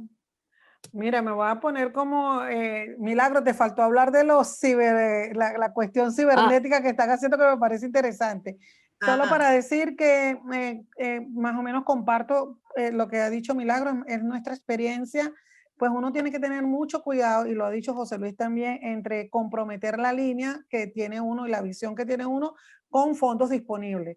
Por ejemplo, nosotros incluso postulamos a fondos con los que sentimos que hay cierta afinidad en términos de visión. Es decir, mira, grupos que están interesados en visibilizar la igualdad de género, o grupos, o sea, buscamos con quién asociarnos también en esto, pues porque también no es solamente que haya fondos y están los fondos y hay chance de tenerlos, pues también nosotros vemos un poco quién aporta esos fondos y si nos interesa o estamos conscientes de tomarnos la fotografía con él. ¿Me explico? Exacto. ¿Por qué? Bueno, porque hay de todo en el ambiente, hay de todo. Entonces, creo que alguien lo preguntaba por allí, pues hay mucha cuestión de fondos en Sembra Media y también en esta iniciativa global de periodismo de investigación. Ahí pueden buscar cualquier cantidad de iniciativas de fondos que se ajusten a los proyectos que algunas personas están haciendo. Y también creo que es importante que sepamos que así como no podemos hacer nada sin equipo dentro, pues la tendencia que yo creo que se sigue ampliando y solidificando es la del periodismo colaborativo, la de la cooperación, y esto ha permitido que se hagan unas piezas de investigación, de coberturas transnacionales maravillosas en donde en cada país o en cada región hay un medio con características como lo de nosotros, incluso medios más tradicionales que nos hemos unido para hacer una cobertura mucho más amplia. Entonces, por ahí. Y Milagro que conteste la otra cosa de cibernética. ¿Verdad? Me olvidé. Ay, ¿verdad? Me hizo acordar, Luz Meli. Ay, lo de los juegos interactivos. ¿Cómo es la cosa? Ya, ahí pueden compartir seguro el link. Es gamesfornews.convoca.pe. Solo te sacas tienes un correo, un Gmail y creas una cuenta y empiezas bajo una serie de plantillas que ya hay para narrar una historia en formato interactivo. Hay ilustraciones ya predeterminadas, incluso tú misma puedes subir tus propios diseños y crear ahí una historia. Así que también si requieren, por ejemplo, que Convoca los acompañe a crear su primer juego, podemos hacer una sesión para acompañarlos y puedan embeber sus historias en su blog, su medio digital, en las redes, donde ustedes quieran difundir. Es súper sencillo, hay tutoriales también, la clave es empezar a registrarse y formar parte de la comunidad de Games for News. Eso es. Increíble, gracias. Y José Luis, ¿nos puedes decir cómo funcionan vuestras relaciones con alianzas o con fundaciones en términos de vuestra libertad editorial? Sí, además es una preocupación constante que yo creo que creciente, ¿no? No solo por una cuestión de independencia, sino porque en realidad es el punto en el que muchos poderes están atacando el periodismo, ¿no? Hay campañas activas muy agresivas para tratar de cuestionar tu independencia y tu credibilidad. Ocurre en El Salvador, ocurre en todos nuestros países. Lo primero es el punto en el que estamos nosotros ahora. Nosotros incluso hacemos due diligence de las organizaciones a las que vamos a postular o a cuyos fondos vamos a postular. Hay algunas que, lógicamente, son conocidas por todos y con las que hemos trabajado hace muchos años, en nuestro caso Open Society for Foundations y ADEL, algunas fundaciones alemanas o holandesas, ¿no? como Free Press Unlimited. Pero siempre que vamos a trabajar o a postular a un proyecto, a algún fondo o a alguna organización con la que no hemos trabajado, eso pasa por una discusión interna, pasa por aprobación de nuestra junta directiva. Es decir, tratamos de no meternos en callejones de los que luego vamos a querer salir. Eso para empezar, ¿no?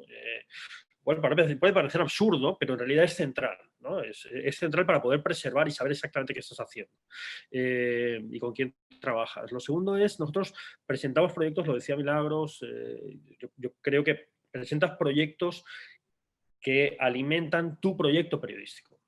No, parece que es una trampa, de nuevo es un callejón del que cuesta mucho salir, pensar que vas a sostener el medio y luego harás, lo decía antes, el periodismo que quieres hacer.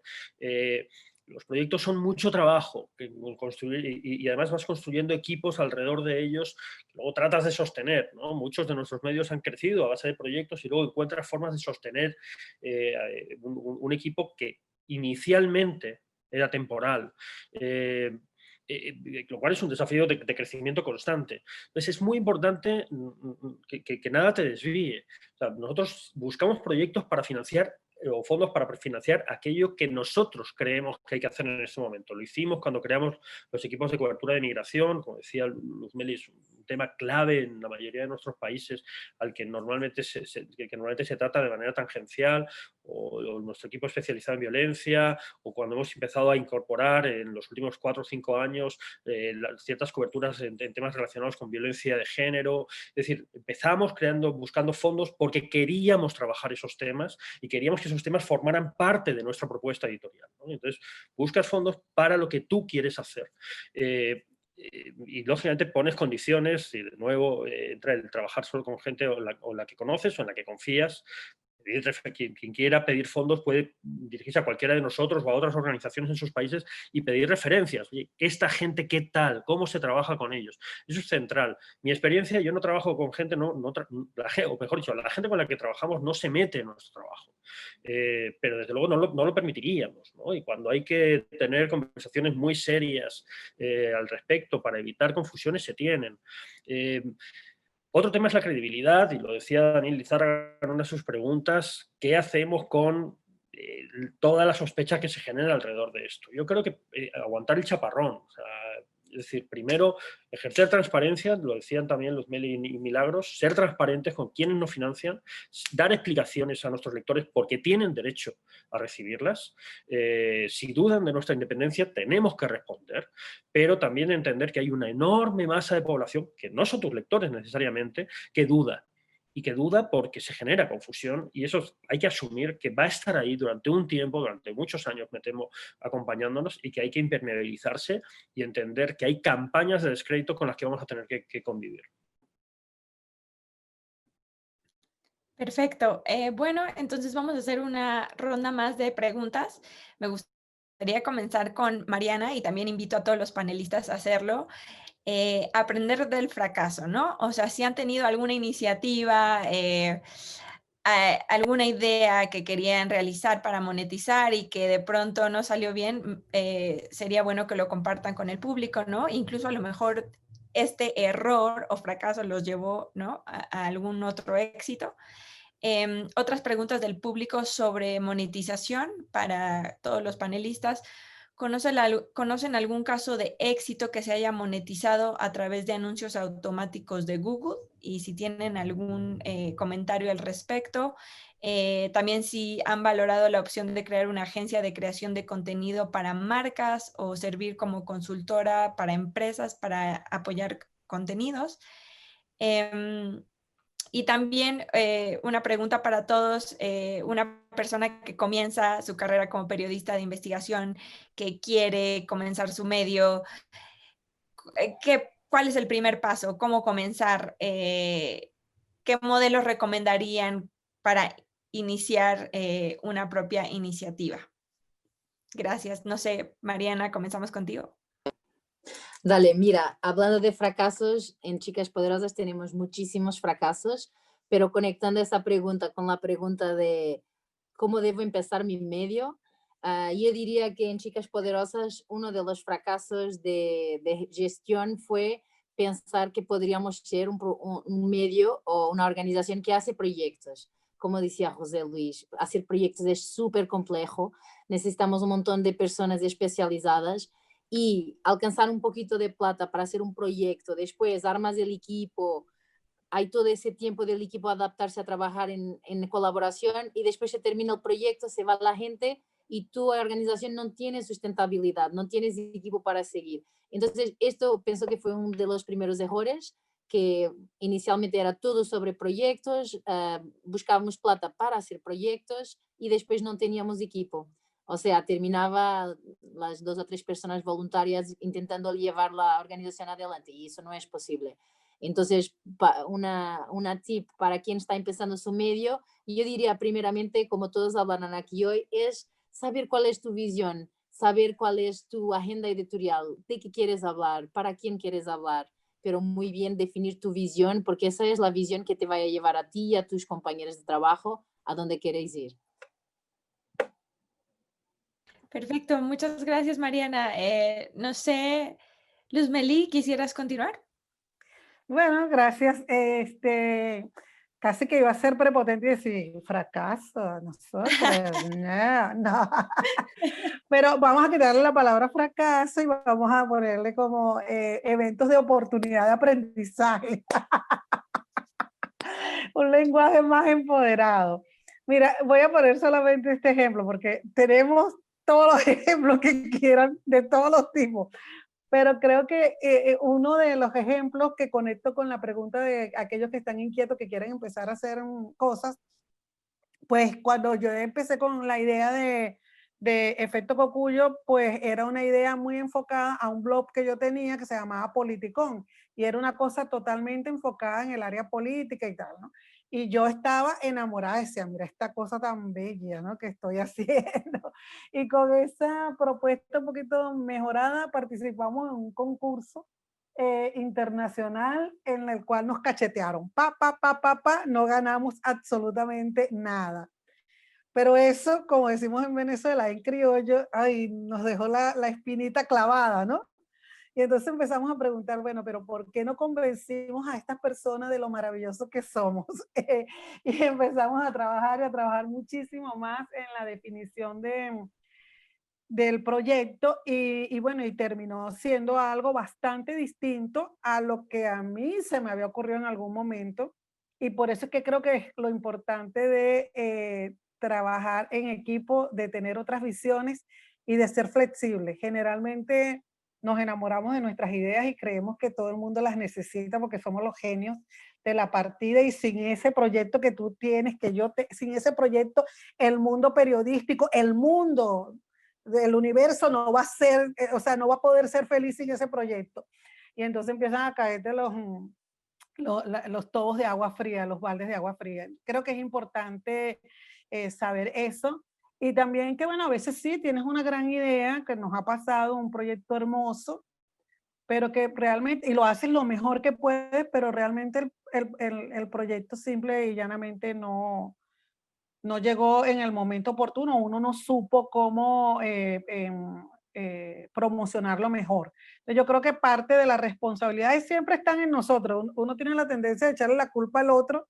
No, yo creo que si no desarrollamos capacidades de persuasión, de organización, de cuestiones técnicas, como ha insistido muchísimo Milagro, sistematización, pues corremos riesgo de que nuestros grandiosos ideas e iniciativas, pues simple y llanamente vayan ahí a, a ese saco al muro de los lamentos de lo que pudo haber sido y no fue.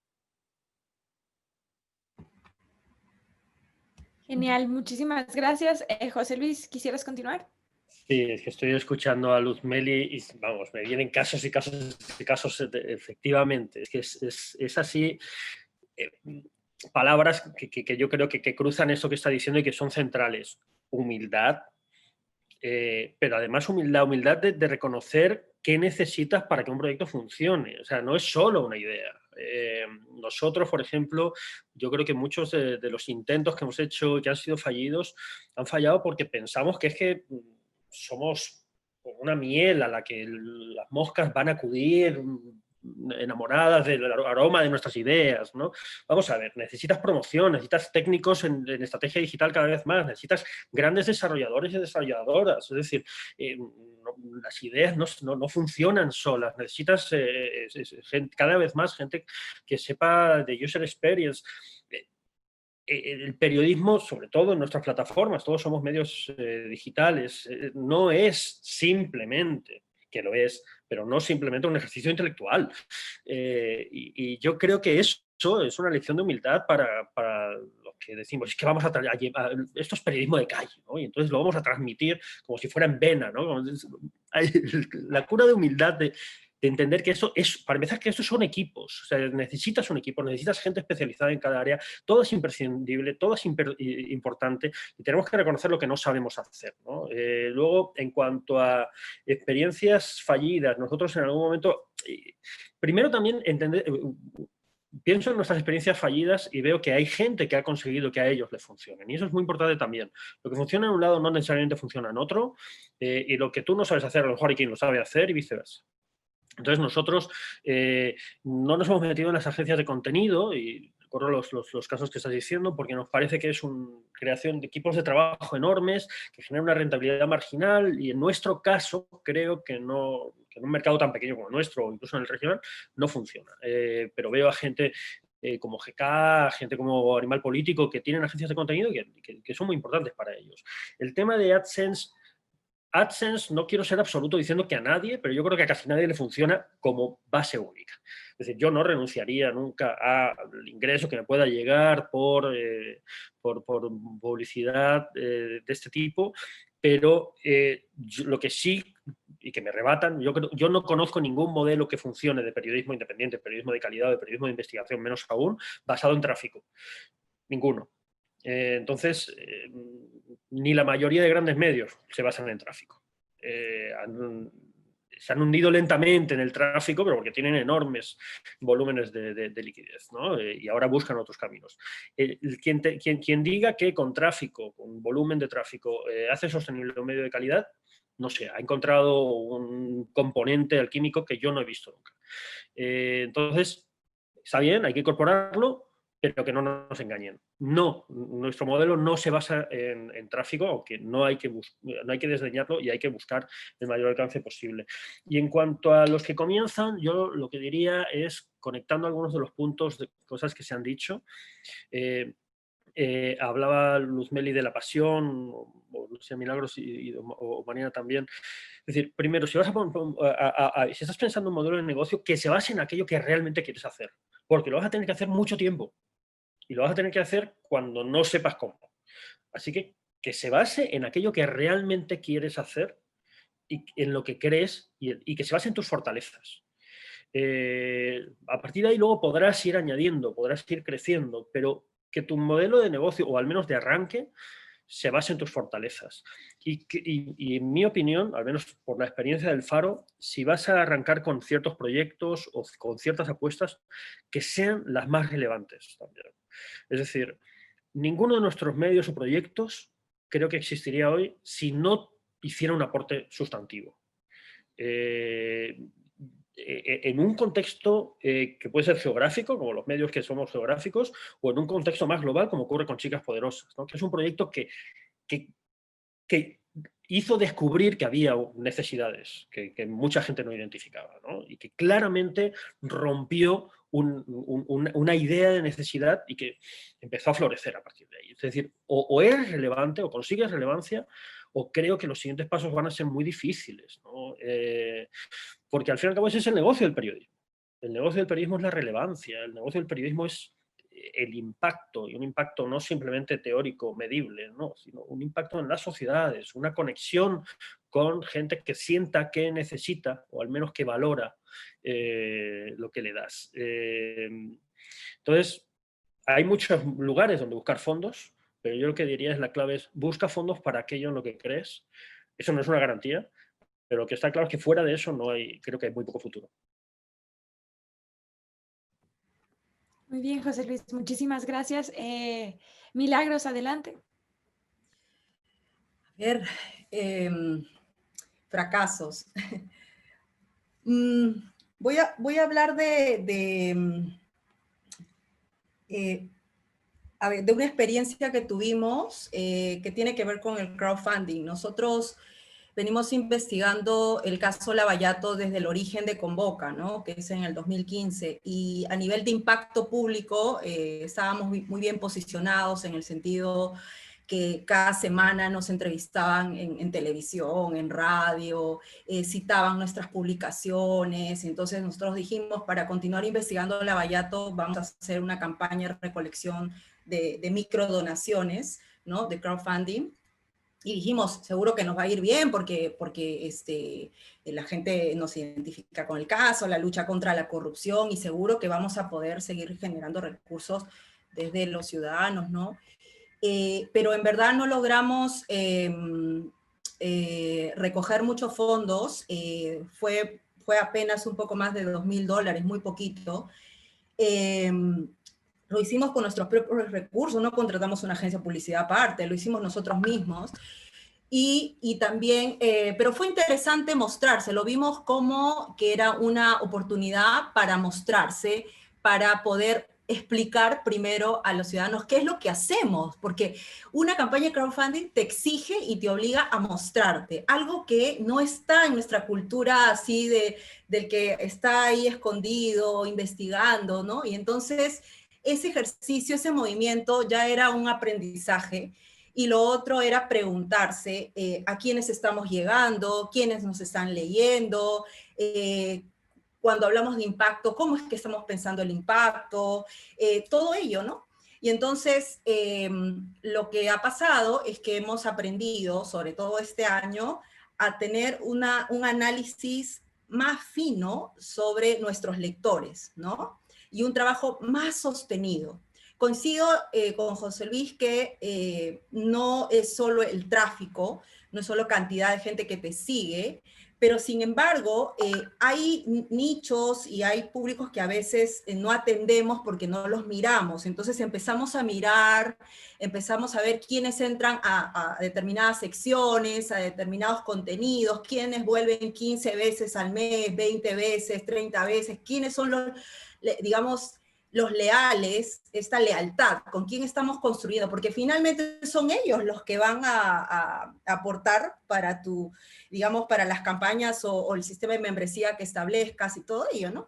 Entonces empezamos a escuchar más, a ser más estratégicos, ¿no? Porque no solo es ser talentoso, tienes que ser estratégico y planificar, ¿no? También, porque ya eso es gestión de organización, gestión de equipos, no solo es periodismo, no solo es periodismo.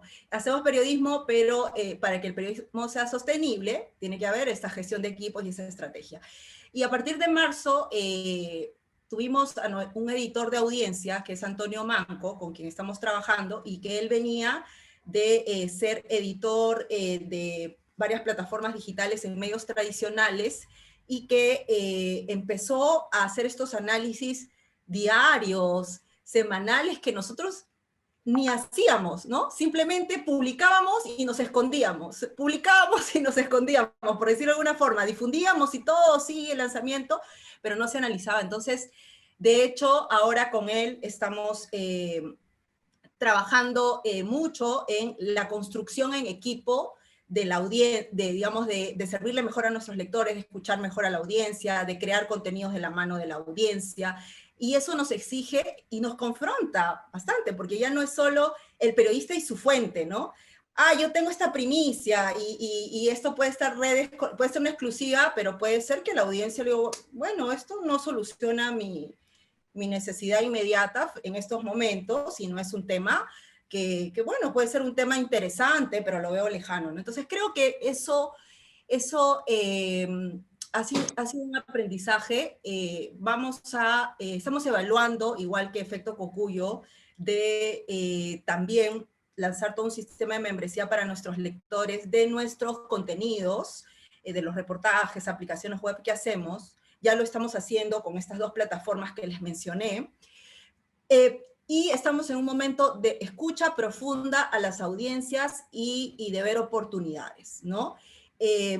Reconectando lo que mejor sabemos hacer con las coincidencias que hay con las necesidades de nuestro público. Se ha preguntado aquí cómo pueden construir un primer medio, digamos, salir a emprender. Y bueno, un poco mirando el camino andado, de hecho, creo que es muy importante, como ha dicho José Luis, pensar en las fortalezas, qué capital tienes, porque el capital no solo es el capital económico, sino la credibilidad es muy importante. Tú puede ser que nunca has dirigido un medio de comunicación, pero en tu carrera profesional hay gente que te sigue, hay aliados que tienes, entonces ahí está tu inicio, tu capital de inicio, ¿no? Y también es importante mirar el valor diferenciado, ¿no? El valor diferenciado. Cuando nosotros nacimos, sabíamos que no habían otros medios de comunicación que trabajaban con bases de datos para hacer investigaciones periodísticas. Entonces, también en el Perú me refiero, ¿no? Y entonces trabajamos mucho en eso y en la enseñanza también del trabajo con bases de datos. Y lo otro es que yo cuando decidí fundar Convoca con otros profesionales, éramos periodistas y programadores, entonces digamos que la parte tecnológica por ahí que estaba cubierta, y era, digamos, estábamos pensando crear un medio digital, entonces un socio tecnológico es muy importante, pero también un socio